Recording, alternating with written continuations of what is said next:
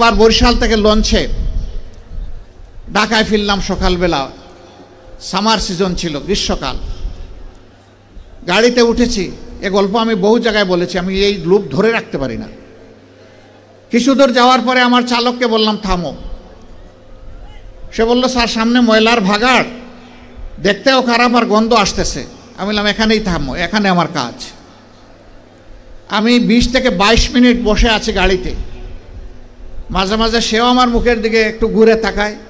আমার পাশে বসা একজন সহকর্মী, তিনিও তাকান। তারা বুঝতে পারছেন না যে কেন এই জায়গাটায় আমি দাঁড়িয়ে আছি, কিছু বলছিও না, করছিও না। ওই সময়টা পরে গাড়ির দরজা খুলে বের হলাম। তখন এই জল্লাদের শাসন চলতেছে বাংলাদেশে, 2015 সাল। আমার সঙ্গী আমাকে বললেন আপনি গাড়িতে বসেন, কি করতে হবে আমাকে বলেন, আমি সেরে আসি। আমি বললাম better you come with me, আপনিও আসেন, আমার সাথে আসেন। দরজা খুলে পিছনের দিকে হাঁটা শুরু করলাম। ড্রাইভার বলতেছে স্যার গাড়ি ব্যাক করি। আমি না, এখানে থাকো।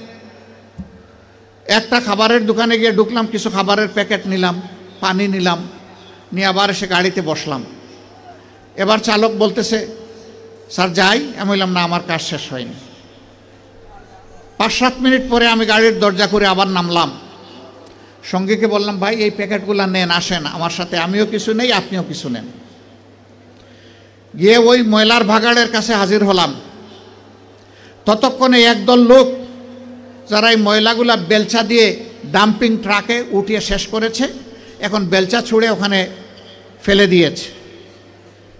তাদেরকে গিয়ে সালাম দিলাম। 5 জন লোক আসসালামু আলাইকুম, জবাব দেয় না, মুখের দিকে তাকায়। আবার সালাম দিলাম আসসালামু আলাইকুম, এবারও জবাব পেলাম না, আবারও মুখের দিকে তাকায়। এরপরে বললাম কি ভাই আপনাদের মধ্যে কি কেউ মুসলমান আছেন?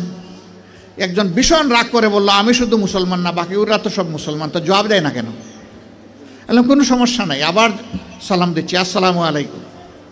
এবার সবাই সমস্যারে জবাব দিল ওয়ালাইকুম আসসালাম। জিজ্ঞেস করলো আপনি কে? বললাম আপনাদের জাতি ভাই। আপনি কি সিনেমা করতে আসছেন? আমার এই চেহারা দেখে মনে হয় যে আমি সিনেমা করতে আসছি। কয় না, তা তো মনে হয় না, কিন্তু আপনার কথাবার্তায় তো এরকমই মনে হচ্ছে। তো আপনি কেন আসছেন? আমি বললাম আপনাদের হাত ধুইতে আসছি। ওই শুনেন আমরা গরিব মানুষ, আমাদেরকে নিয়ে উপহাস করবেন না। আমি বললাম আল্লাহর কসম আমি উপহাসও করতে আসি নাই। তাইলে আপনি আমাদের হাত ধোয়াবেন কেন? আমি বললাম তোমরা সমাজের হাত ধোও, একটা দিন অন্তত তোমাদের হাত ধোয়াই। আমাদেরকে ছেড়ে দেন, আমাদের অনেক কাজ, বুঝতে পারছি না আপনি কি জিনিস।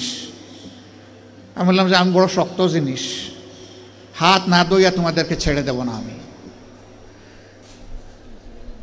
রোদের মধ্যে ঘামতেছে, একজন রাগ করে বললো এই দে, ওনার এত শখ জাগছে, দে হাত দে, আমারটা আগেই দিচ্ছি। তো উনি হাত দিল, আমি ধোয়াই ঠইয়া কসলাইয়া পরিষ্কার করে বললাম ভাই অনেক শুক্রিয়া তোমাকে। একজন একজন করে হাত দেয় আর খিলখিলাইয়া হাসে। আমার ধারণা আমাকে দেখে মনে করছে পাবনার হেমায়েতপুর থেকে ছুটে আসা কোনো পাগল ছাড়া আর কিছু হবে না। হাত ধোয়ানো শেষ। এবার আমার 2 সঙ্গীকে বললাম যে একটু খাবারের প্যাকেটটা দেন। বললাম না না এগুলো লাগবে না। বললাম কেন লাগবে না ভাই? তোমরা তো চাওনি, আমি খুশি হয়ে দিচ্ছি, একটু নিবা না? জি না জি না জি না, এগুলো আমি বললাম যে বলো তাইলে কোনটা থেকে খেতে হবে, আমি আগে খাই একটু, তারপরে নিয়ে যাও। তখন একজন বলে তাইলে ঠিক আছে দিয়া দেন। আমি বললাম হ্যাঁ দুনিয়া অনেক কিছু ঘটে। হাতে নিল, নেওয়ার পরে একজন একটু দীর্ঘ শ্বাস ফেলে বলল তাহলে আমরাও মানুষ। আমি বললাম কেন এই কথা বললেন কেন? জি না, আপনাদের মতো মানুষেরা আমাদেরকে মানুষ বলে না, বলে আমরা সুইপার, বলে আমরা মেথর। আমাদের কাছে কেউ দাঁড়াইতে চায় না, কোনো রাস্তা দিয়ে আমরা হাঁটলে মানুষ সরে যায়। সমাজের মানুষ আমাদেরকে অচ্ছুত মনে করে, এদেরকে ছুঁইলেই জাত যাবে। আমি হাত জোড় করে বললাম সোফা কাপড়ের ছোট লোকদের পক্ষ থেকে আমি তোমাদের কাছে ক্ষমা চাই, আমাকে ক্ষমা করো, আমাদেরকে ক্ষমা করো। আমি আর চোখের পানি ধরে রাখতে পারিনি, টপ টপ করে আমার চোখ থেকে পানি পড়লো। যে মানুষগুলো তাদের জীবনের পরিশ্রমের বিনিময়ে সমাজের চাকাটাকে চালু রাখে, আমরা কিনা তাদেরকে মানুষ বলি না, আমরা তাদেরকে সুইপার বলি, মেথর বলি। আমরাই কমজোর। আমি কাঁদতে কাঁদতে এসে আমার গাড়িতে, আর ওরা আমার সাথে কেঁদে কেঁদে তাদের গাড়িতে উঠে গেল।